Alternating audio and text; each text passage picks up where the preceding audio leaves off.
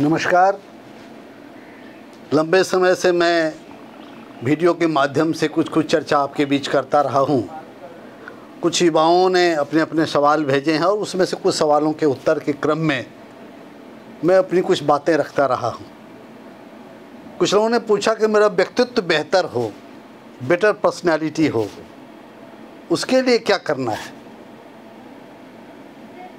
ये जिज्ञासा अच्छी है, लेकिन काम कठिन है, क्योंकि बहुत सारी बातें तो हम लोगों को जानकारी में रहती है कि क्या करने से क्या होगा। वास्तव में उसको अभ्यास में लाना, अपने जीवन में उतारना कठिन होता है। मैं कुछ सूत्र आपको बताने की कोशिश कर रहा हूँ जो मेरी समझ में है, और उसका नाम मैंने रखा है एकादशी। एकादशी एक व्रत भी है हमारे यहाँ, जो लोग दिन रात उपवास करते हैं, दूसरे दिन भोजन करते हैं, और जो सत्यवादी हैं, वैष्णव लोग हैं, वो एकादशी का व्रत करते हैं। वो 11वें दिन होता है, और मेरे सूत्र हैं 11 प्रभावशाली व्यक्तित्व के 11 सूत्र, इसलिए उसका नाम मैंने एकादशी दिया है। पहला सूत्र है जिम्मेवारी लेना। कोई काम मिले तो उसे सहर्ष स्वीकार करना। आप देखेंगे जो नौकरी में है, जो पढ़ाई में है, जो पढ़ाने में है, जो घर में है, हर आदमी आजकल जिम्मेवारी से भाग रहा है। कहता उसको दे दीजिए, वो नहीं करता तो मैं क्यों करूं। यह भी ठीक है, लेकिन यदि आप बेहतर व्यक्तित्व बनाना चाहते हैं, प्रभावशाली व्यक्तित्व बनाना चाहते हैं, नेतृत्वकर्ता बनना चाहते हैं, तो जब जिम्मेवारी आपको मिले तो आगे बढ़ के उसको स्वीकार करना चाहिए। ये पहला सूत्र है, जिम्मेवारी प्राप्त करना, तैयार रहना उसके लिए। ऐसा कुछ नहीं होता है कि कोई करते करते मर जाता है। ये बातें ज़्यादातर भ्रम पर आधारित है कि मैं बहुत काम करता हूँ। मनुष्य की जो क्षमता है वो अनंत है, बुद्धि की, शरीर की, समय की। लेकिन आदमी यदि भागने लगता है तो परिस्थितियाँ और अवसर उससे दूर होने लगते हैं। इसलिए व्यक्तित्व विकास का पहला काम मेरे हिसाब से है जिम्मेवारी को ग्रहण करना। कोई अवसर मिले काम का, कोई काम के लिए आपको चुनौती दे तो उसको स्वीकार करना, रिस्पॉन्सिबिलिटी लेना, वो सबसे बड़ी बात है और पहली बात है। दूसरी बात मैंने कही, निर्णय लेने की क्षमता का विकास। आप किसी कार्यालय में चले जाइए, किसी घर में चले जाइए, बच्चे के जीवन में आइए। बेरोजगार हैं, क्यों हैं? तो पता चला कि निर्णय ही नहीं ले पाते हैं। और निर्णय लेना सबसे महत्वपूर्ण है। किसी कार्यालय को समझना हो कि ऑफिसर कैसा है, उसके निर्णय को देख लीजिए, कितना समय लगाता है, किन बातों को सोच के निर्णय लेता है, उसका आचरण ठीक है कि नहीं है, भेदभाव की भावना है कि नहीं है, सारे निर्णय में झलक जाते हैं। बहुत लोग महीनों टिकाए रखते हैं चीज़ों को, निर्णय ही नहीं लेंगे। कोई तुरंत ऐसे निर्णय लेंगे जो संस्था और व्यक्ति के हित में नहीं है। तो ये निर्णय लेना, मुझे तो लगता है प्रशासनिक जिम्मेवारी, या वो घर की हो, समाज की हो, स्कूल की हो, ऑफिस की हो, सबसे इम्पॉर्टेंट रोल है निर्णय लेना। और हर्बर्ट साइमन, उनको नोबेल प्राइज इसमें मिला है। उन्होंने तो कहा कि एक ही गुण यदि डेवलप कर ले कोई व्यक्ति कि सही समय पर सही निर्णय ले, तो उसका व्यक्तित्व उभर के सामने आता है और उससे बहुत बड़े बदलाव होते हैं।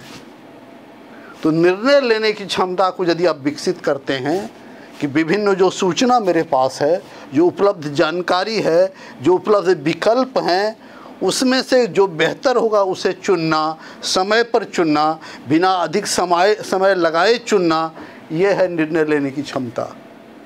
बहुत लोग अनिर्णय के शिकार रहते हैं, घर में भी। तो ये निर्णय लेने की क्षमता आपको करनी पड़ेगी कि हमें क्या करना है, कब करना है, कैसे करना है। तो ये दूसरा महत्वपूर्ण कारण है। तीसरा है दूसरे को महत्व देना। मित्रों, हम लोग इस बात का आकलन तो करते हैं कि हमारी आर्थिक स्थिति कैसी है, उसको कैसे अच्छा करें।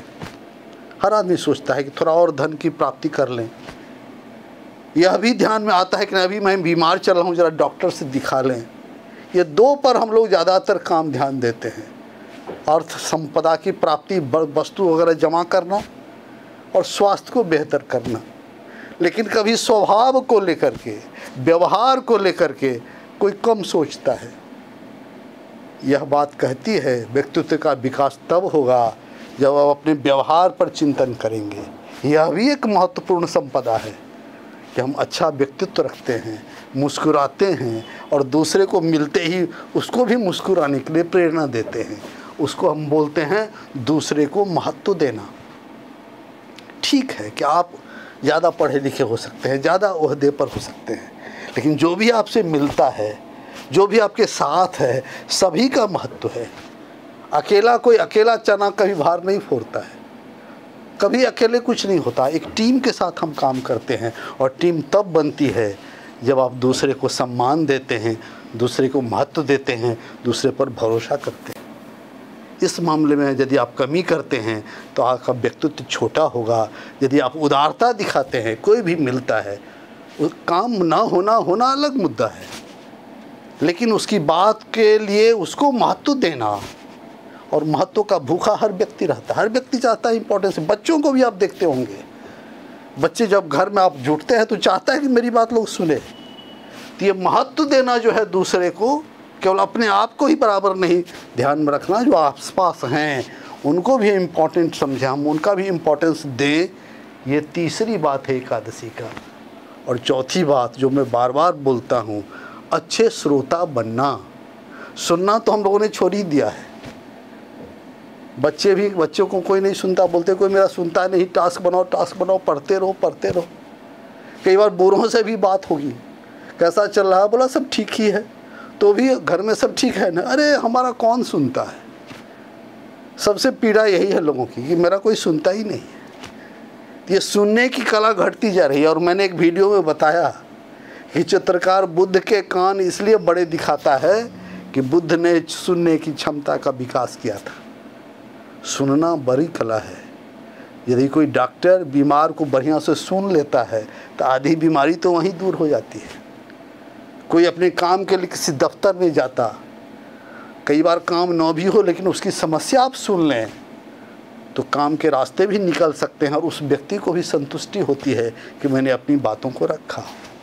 इसलिए व्यक्तित्व विकास का जो मेरा चौथा गुण मैंने बताया, अच्छा श्रोता बनना, ठीक से दूसरे की बातों को सुनना, टोकना नहीं, बीच में रोकना नहीं, उसको अवसर देना।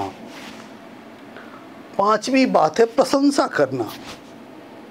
अपने यहाँ इसकी परंपरा थी, कहा गया बचने किम दरिद्रता, और अभी घोर दरिद्रता आ गई। आप देखिएगा कोई किसी की प्रशंसा नहीं करता, लगता है उसमें धन खर्च हो जाएगा। बड़े लोग तो एकदम नहीं करते। बड़े लोगों को लगता है कि अरे छोटा आदमी है, इसकी प्रशंसा कर दूंगा तो ये ऊंचा हो जाएगा। उसको अपमानित कर सकता है, उसको डांट सकता है, लेकिन अच्छे काम करने पर भी प्रशंसा करना तो बहुत ही मुश्किल है। ये दरिद्रता जो अभी आ गई है बड़े लोगों में, ये दुखद है।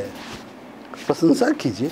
कोई आपका काम कर दिया, कोई समय पर उपस्थित हुआ, आपने जो उसको काम दिया था वो पूरा कर दिया, प्रशंसा होनी चाहिए। और शुरू से होती रही है, लोग एक अच्छे कामों की प्रशंसा करते रहे हैं। अपने यहाँ इसकी परंपरा रही है कि जो भी अच्छा काम किया उसको शाबाशी देना, उसको धन्यवाद देना। प्रकृति, यहाँ तक तो अपने यहाँ कहा गया है कि प्रकृति को धन्यवाद दें, हवा को धन्यवाद दें, सूरज की किरणों को धन्यवाद दें, वर्षा के जल को धन्यवाद दें। और यहाँ साक्षात मनुष्य आपके सामने है, उसने आपका सहयोग किया और उसको धन्यवाद देने में हम लोग दरिद्रता अपनाते हैं। यह व्यक्तित्व को छोटा करता है। तो व्यक्तित्व के विकास में प्रशंसा का बड़ा महत्व है, शाबाशी का, वचनों से दूसरे को खुशी करने का बड़ा महत्व है। मित्रों, छठी बात जो थोड़ा और कठिन है, अपनी गलती स्वीकार करना। हम क्या करते हैं, अपनी गलती के लिए भी किसी दूसरे को बलि का बकरा बनाते हैं। कह रहे मैंने नहीं किया, इसने गलती कर दी। और ऐसे लोगों को खास करके बनाते हैं जो बोल नहीं पाता है। नीचे अधिकारी को, घर के छोटे बच्चे को किसी का नाम लगा देना, ऐसा ठीक नहीं है। गलती स्वीकार करने में कोई हर्ज नहीं है। और शिक्षा व्यवस्था में तो खास करके शिक्षकों को अपनी गलती स्वीकार करने में बड़ा डर लगता है। एकदम डरने की बात ही नहीं है। जरूरी नहीं कि सब कोई सब कुछ जानता होगा, सब कुछ सही करेगा। हाँ, ये मुझसे लिखने में गलती हुई, ये कैलकुलेशन में मुझसे भूल हुआ, या और भी कोई चीज़ यदि होती है तो उसको यदि कोई स्वीकार करता है तो परिमार्जन हो जाता है, वो आगे बेहतर करता है। तो गलती को स्वीकार करना कहीं से भी गलत नहीं है। कहीं से भी पर्सनैलिटी को कमज़ोर नहीं करता है। लोग समझते हैं कि इतने सबके समूह के सामने में मैं कैसे मान लूँगा कि मैंने गलती की। नहीं, गलती को स्वीकार करके संगठन को एक यह मैसेज देना कि कोई बात नहीं है, आगे से सब लोग गलती करेंगे और सभी अच्छे भी करेंगे। गलतियां होती है लेकिन आदमी सुधार करके आगे बढ़ता है। अगली बात है, तर्क और तकरार को समझना पड़ेगा। कई बार बहस में हम चिल्लाने लगते हैं। उद्देश्य क्या है बहस का? विचार में अंतर होता है तो हम बताते हैं कि नहीं, आप कहते हैं ये सही है, वो कहता है ये सही है। सही तो कोई एक ही होगा, लेकिन प्राय हम लोग चिल्ला करके, ज़ोर ज़ोर से बोल करके, गुस्सा करके, चेहरा लाल करके अपनी बातों को बताने लगते हैं। यह अच्छा तरीका नहीं है। तर्क करना अच्छी बात है, तर्क से सत्य का पता चलता है, ज्ञान मिलता है, चर्चा होती है। लेकिन जब वह तकरार में बदल जाता है तो एक दूसरे के आलोचक और दुश्मन हो जाते हैं। मेरी एक वीडियो में मैंने कहा है कि जब शंकराचार्य और मंडन मिश्र के बीच शास्त्रार्थ हो रहा था तो भारती ने दोनों को एक पुष्प की माला पहनाई और कहा कि जो गुस्सा में आएगा उसका पुष्प जो है वो म्लान हो जाएगा, मुरझा जाएगा, वो पराजित हो जाएगा। अर्थात शास्त्रार्थ में भी नियम था कि क्रोध नहीं आने देना है। और तब यदि सत्य के ऊपर में अपनी बातों को रखिए आदर पूर्वक, स्नेह पूर्वक, धीरे से, तो वो बात जचती है। इसलिए मित्रों, यदि आप प्रभावशाली व्यक्तित्व चाहते हैं तो तर्क जरूर कीजिए, लेकिन तकरार मत कीजिए। 8वीं बात, भरोसेमंद और वफादार होना। भरोसा को नहीं तोड़ना चाहिए। ठीक है, कठिनाई है, कोई कह देगा कि मैं आप रात में आपकी ज़रूरत है, आप आ जाएंगे, आपने कह दिया आ जाएंगे तो आ जाएंगे। ये कैसे हुआ कि नहीं आएंगे? कुछ लोगों के बारे में पक्का रहता है कि नहीं, उसने कहा तो ज़रूर पूरा करेगा। इसके कारण उसकी छवि उभरती है कि नहीं, अपने वायदे पर वो कायम रहता है। तो ये भरोसा घर में भी बनती है। और कुछ लोगों के बारे में रहता है कि भले वो कह दिया वो पूरा नहीं करेगा। तो ऐसा यदि आपके बारे में है तो उसको सुधारना होगा। यदि बेहतर व्यक्तित्व आप बनाना चाहते हैं कि नहीं, यदि आपने स्वीकार किया कि इस काम को इस समय तक करूँगा तो करूँगा, यहाँ आऊँगा तो आऊँगा, तो जो भी चीज़ तय करते हैं उसको निभाना, ये भरोसा है और इसको नहीं तोड़ना चाहिए। ये एक प्रभावशाली व्यक्तित्व की निशानी है। अगली बात है कि ट्रूथफुल रहना, ऑनेस्ट रहना, सिंसियर रहना। अभी तो उल्टी ही बात है, लोग ज़्यादा डिजोनेस्टी और चालाकी से दुनिया चलाना चाहते हैं। तो थोड़े दिन हो सकती है, लेकिन जैसे काठ की जो हाँड़ी है, चढ़े न दूजी बार, वो ज़्यादा दिन नहीं चलती है। तत्काल लगता है कि हम मज़े में हैं, लेकिन मज़ा क्षणिक होता है। असली मज़ा इसी में है कि आप ईमानदार हैं, अपने काम के प्रति सिंसियर हैं और ऑनेस्ट हैं। वो लंबे समय तक चलता है और अंततः वो सुखदायी होता है। अगली बात, 10वीं बात, कई बार हम अपनी बातों को रखते हैं तो शब्दों के चुनाव को कहा जाता है कि बेहतर करें। शब्द भंडार में अच्छे शब्द चुनें। बोली एक अमोल है जो मुख बाहर आनी, ये तराजू तौल के तब मुख बाहर आनी। तौल करके, विचार करके बोलना, अर्थात अनावश्यक नहीं बोलना, दूसरे को चोट नहीं पहुंचा देना, शब्दों का सही इस्तेमाल करना, ये बड़ा ज़रूरी है। और उसके कारण कुछ लोग सबके प्रिय हो जाते हैं और कुछ अप्रिय हो जाते हैं। अपने यहाँ कहा भी गया है, सत्यम ब्रूयात प्रियम ब्रूयात। सत्य बोलिए लेकिन प्रिय बोलिए। नो ब्रूयात असत्यम प्रियम। असत्य भी हो वो भी ठीक नहीं है, अप्रिय है वो भी ठीक नहीं है। सत्य और प्रिय बोलना ये अपने यहाँ वैदिक वाक्य है, तो इसका हमें ध्यान में रखना चाहिए। और अंतिम बात जो काफ़ी महत्वपूर्ण है, मन में मैल नहीं रखना। कई बार विवाद होता है, झगड़े हो जाते हैं, एक दूसरे के विरोध में आदमी खड़ा होता है। वो घर में भी होता है, पति पत्नी में भी होता है, कार्यालय में भी होता है, दोस्तों के बीच भी होता है। लेकिन धीरे धीरे उसको भूलने की आदत डालनी होगी। बाद में उस मैल को यदि आप रखेंगे तो बड़ा दुखद होता है। इसलिए क्षमाशील होना ये सबसे बड़ी बात है। तो मित्रों, मैंने एकादशी के नाम से 11 सूत्र एकादशी के बताए। महत्वपूर्ण सूत्र हैं ये।